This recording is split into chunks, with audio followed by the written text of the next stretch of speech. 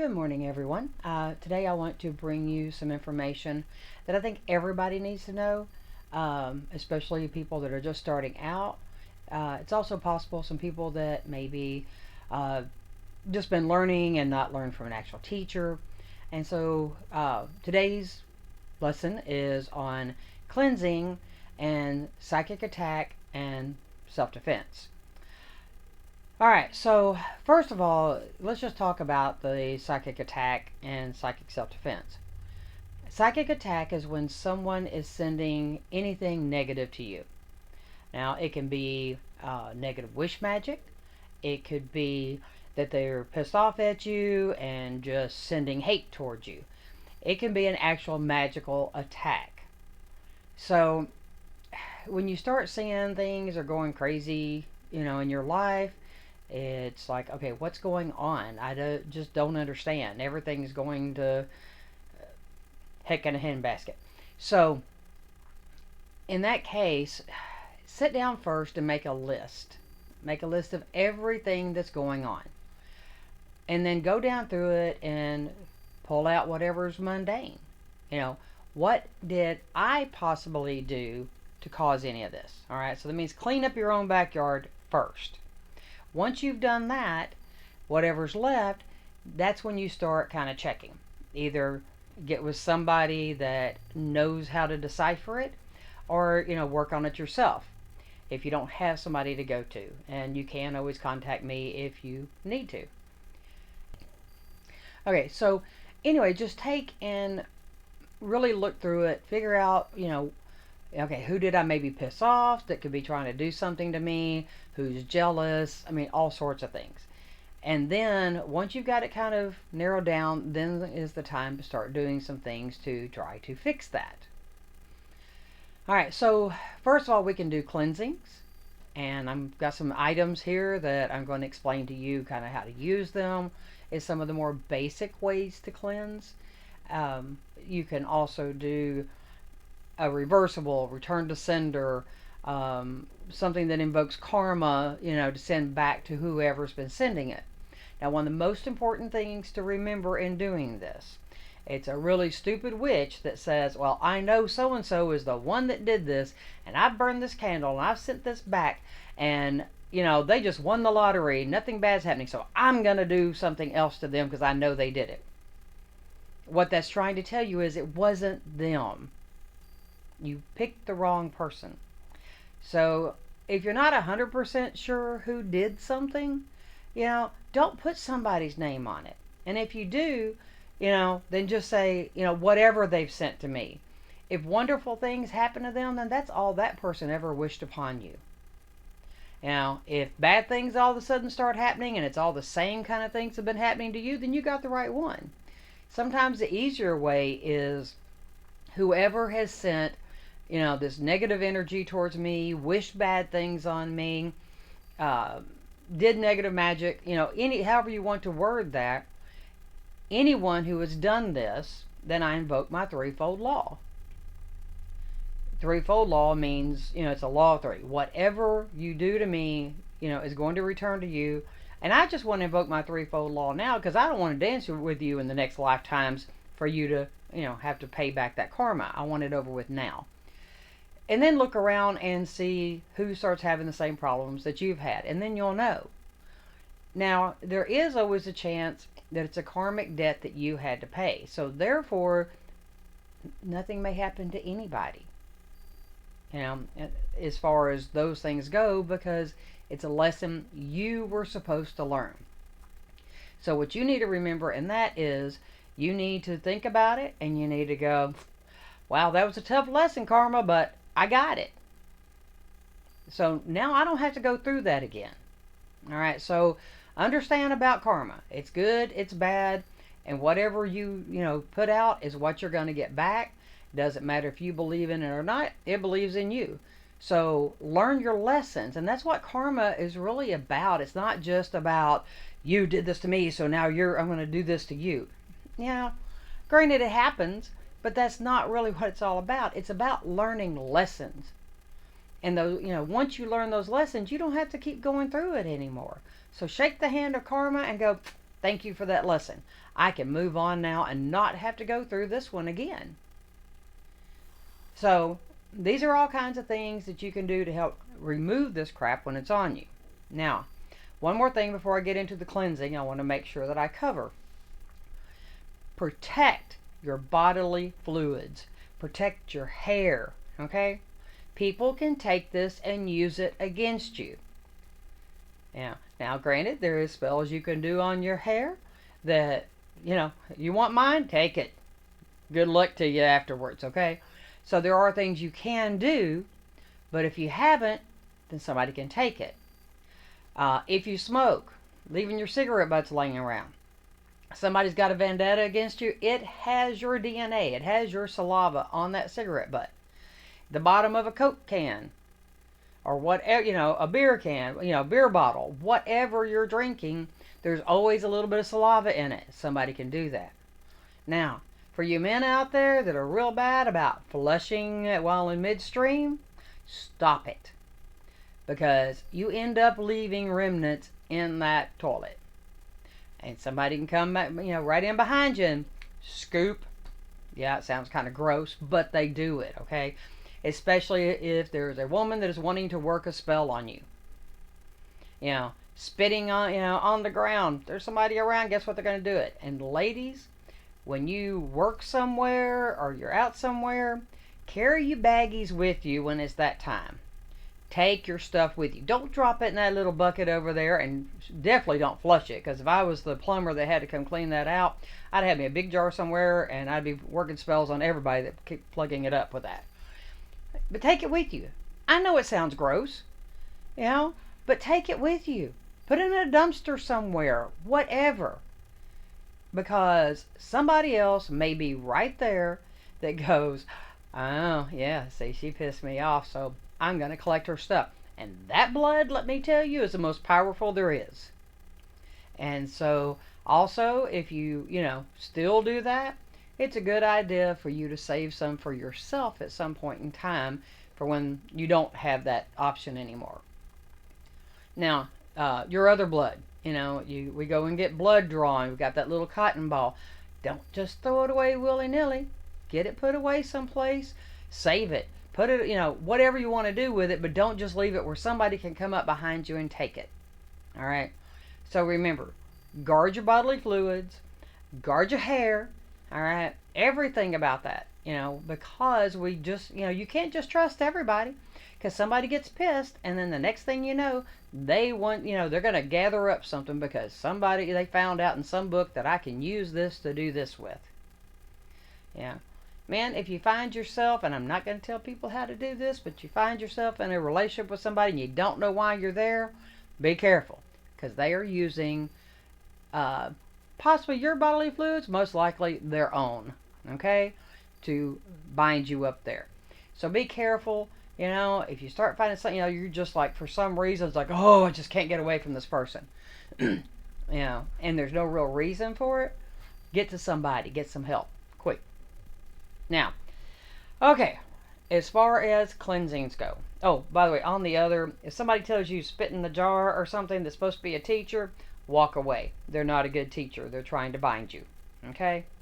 So, now, there are many different ways of cleansing. All right? Spiritual water.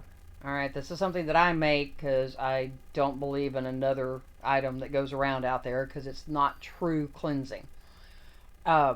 This is... This is actually made, it's, with many herbs, it's cooked and different things and charged, but a few spurts of this melts away a lot of negativity. You can do a cleansing, okay? You take a bowl. Do not take one from your kitchen because you can't return it, okay? Doesn't have to be glass. It's really better if it is. So, I always tell people start off with some warm water, mainly because it makes the salt dissolve faster. Okay, now you can use regular sea salt.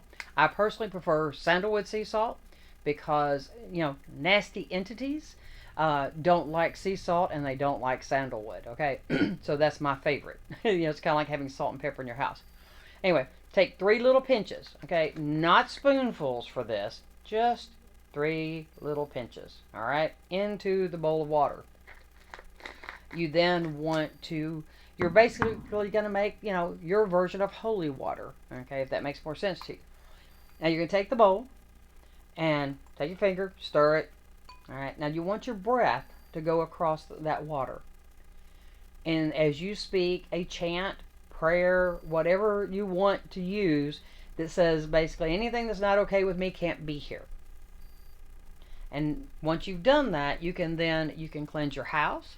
So, and speaking of cleansing houses, please do not open doors or windows. Demons, nasty entities, whatever, they didn't need that door or window to get in. They certainly don't need it to get out. What you are giving them is an exit route to then go to someone else's house and wreak havoc on them. And now when that happens, whose karma is that? Yours. You're right. Now, back to the cleansing. So, if you know you've got, if you can tell you've got a portal, and that's really a whole nother discussion, but if you know you have one, then you need to gather everything and shove it back through and seal it up as you're cleansing. Otherwise, you're going to cleanse, and you can start on the inside. I always tell people start on the inside. If you can, if it's not like an apartment or something like that, where you can also go around the outside, and then you can also go around the outer edges of your property. It's like having layers to an onion. So, but you're not going to take handfuls and all right, you're just going to sprinkle, okay? Fingertips in, sprinkle, all right? While you repeat your chant. Now, you can also do this if you're wanting to cleanse an item, all right? Or let's just say I want to cleanse, my ring. So, I'm going to, because I'll take it off normally, but anyway, we're going to do this and do the chant. Or if you have it off, you can put it in the water if you choose. But this is a great way to cleanse items, your home, your car, whatever. All right. Now, you can also, and I usually recommend this once you finish cleansing your home, take about a teaspoon to a tablespoon, depending on the size of your tub, and put that in your tub of water, and then submerge yourself. And then when you do, you want to see the white light coming down around and through you and just washing all that nasty stuff off. Now, sometimes when I feel bogged down, then my imagery for it is like black sticky cobwebs, because you go through certain stores where there's a lot of negativity, people are yelling at their kids and all this other stuff, and it's like whoosh, and it's like these little wet, cobwebs just kind of go flying through the air and sticking to you. And before long, you feel pretty cocooned, so we've got to get rid of this. And this is a great way to do it, and you just see all that crap just going down the drain, all right?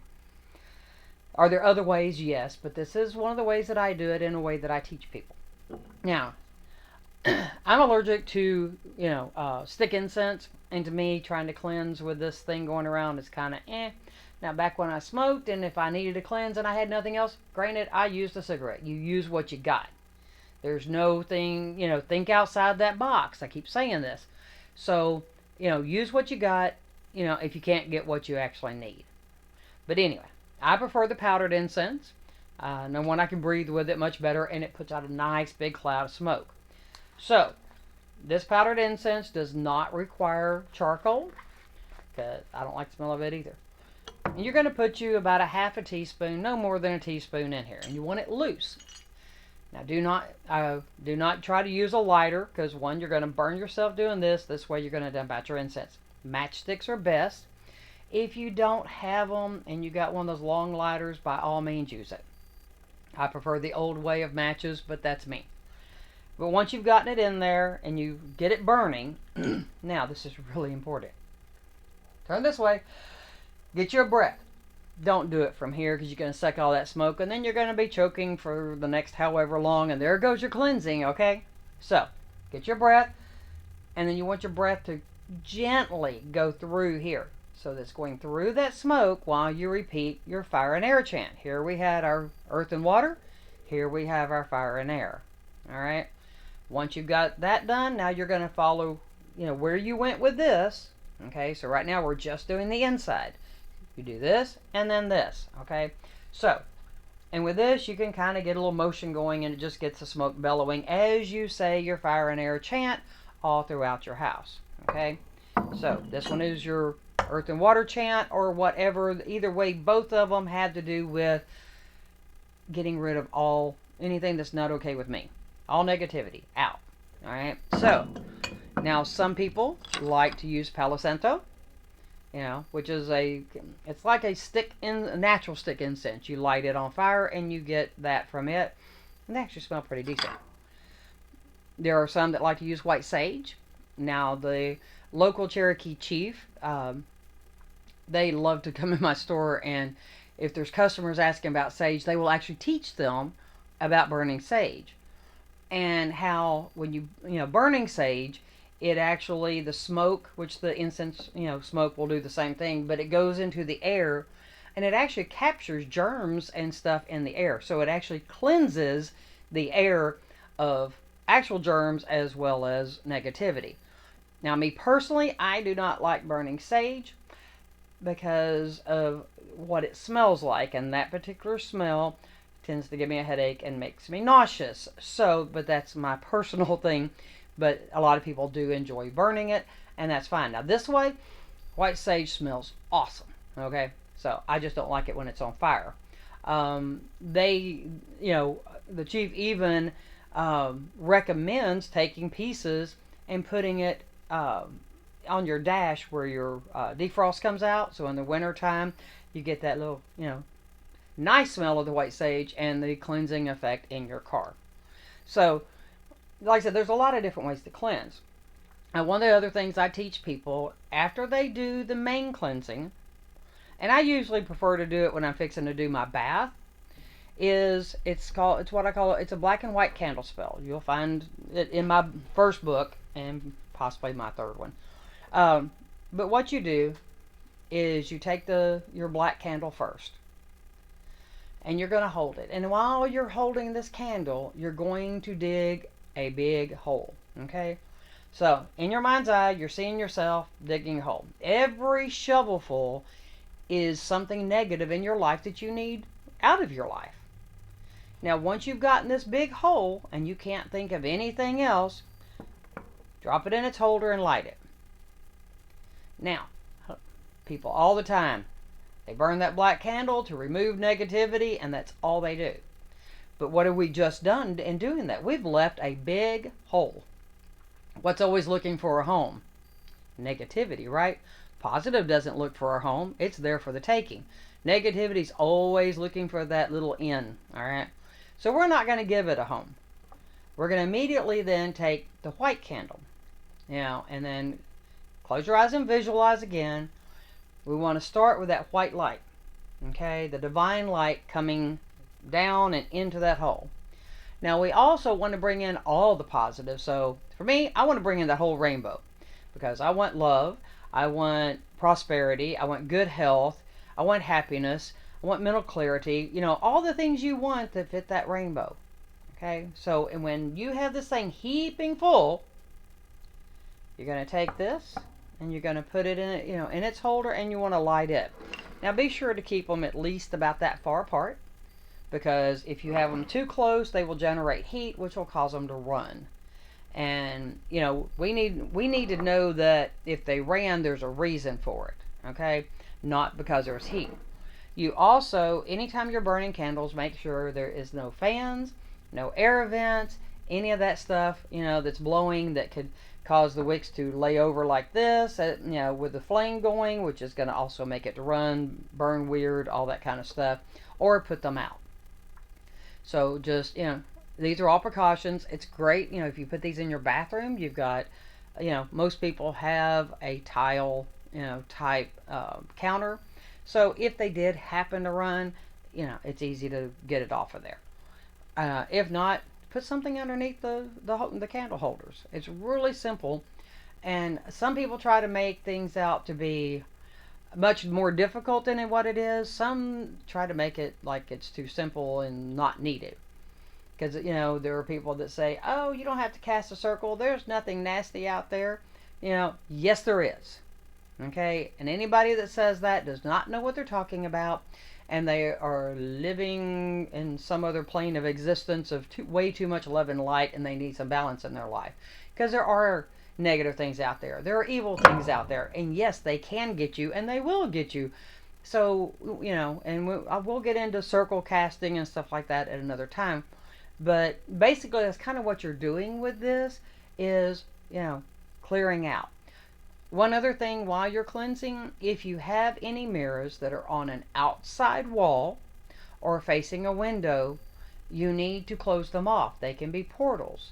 So while you're going, after you go around with your sandalwood sea salt, go back to them and draw a banishing pentagram on it. It's not going to hurt that you clean it later, or you can make a little one up here in the corner. It's still there. It's your intent.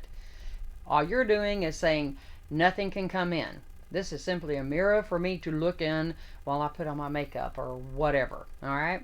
So, anyway, I think that's most of it. So, as far as your checklist, guard your bodily fluids, your hair, all of those sorts of things.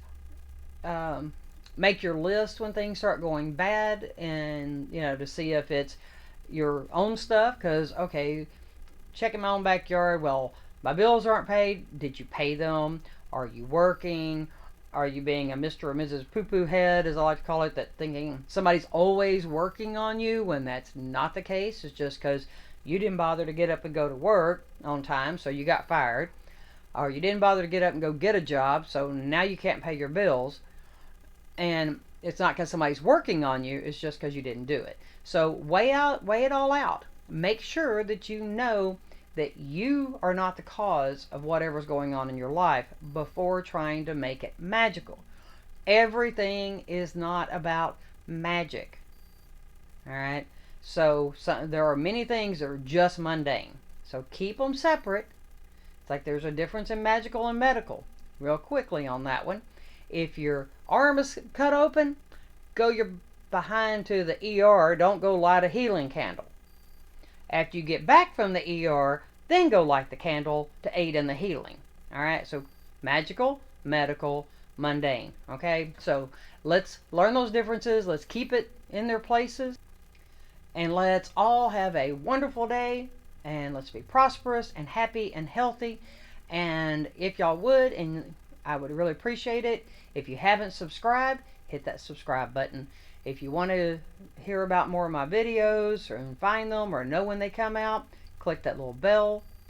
And if you would please like them and share if you so choose. In the meantime, everybody have a wonderful day and blessed be.